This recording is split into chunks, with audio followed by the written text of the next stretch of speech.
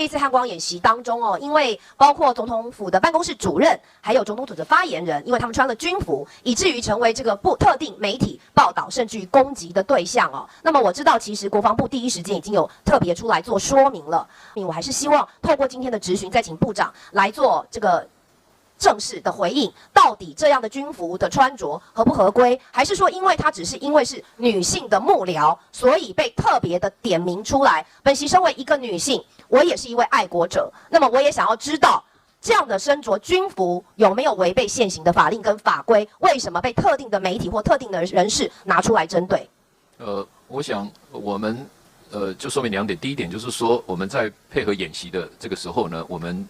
在做迷彩服的这个部分呢，会由国防部来发放相关的人来穿着，但重点是第2点，就是说这个迷彩服并没有任何的军阶，所以它没有这个冒用这个的问题，所以应该也没有构成相关的这个法律上的责任。那基于演习的这个部分，我们的必要性由国防部来参酌，我们会就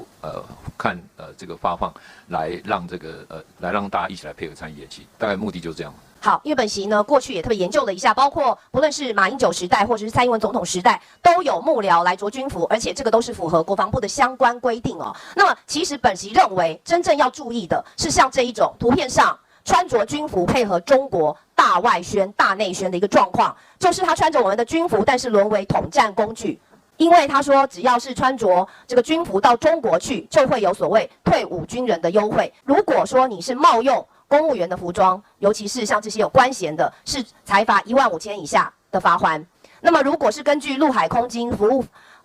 制服条例的第7条，不是现役的军人，但是你什么样的状况底下可以来穿军服，包括除了这个国防部所邀请的庆典的退役或现役官兵之外，当然就是由国防部来核准。但是像现在这样的状况，它不是一次，而是多次，甚至于在他的社群媒体上就不断的在宣扬这个部分。我们有法令在这里啦，本席是认为15000元哦是太低了，但是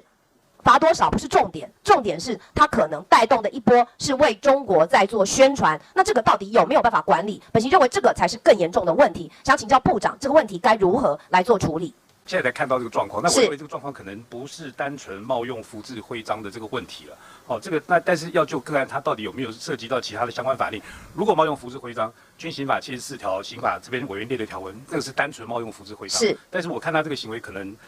我们要再了解一下，然后才看说是不是有什么样相关的一个规范。因为他这个不是只有这一张照片，那么他不断的透过这种方式来做一个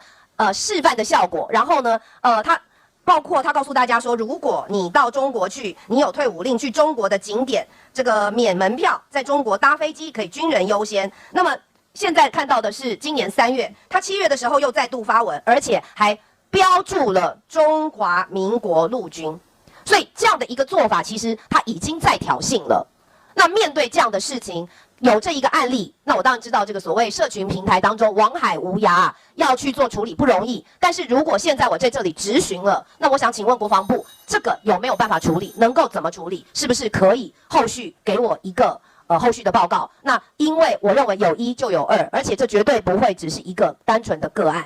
我们再来了解一下他发文的这个相关的内容跟他的相关的这些作为，我们来了解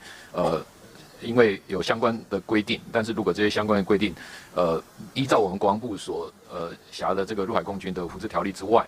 还有刑法的相关规定之外，是不是其他还有两岸条例的规定的适用等等的，我们再来检讨一下。好，那因为是质询啦，我也不希望把它大曝光，所以说后续我可以把它相关的资料由我办公室再提供给国防部来做进一步的了解。是，好，谢谢。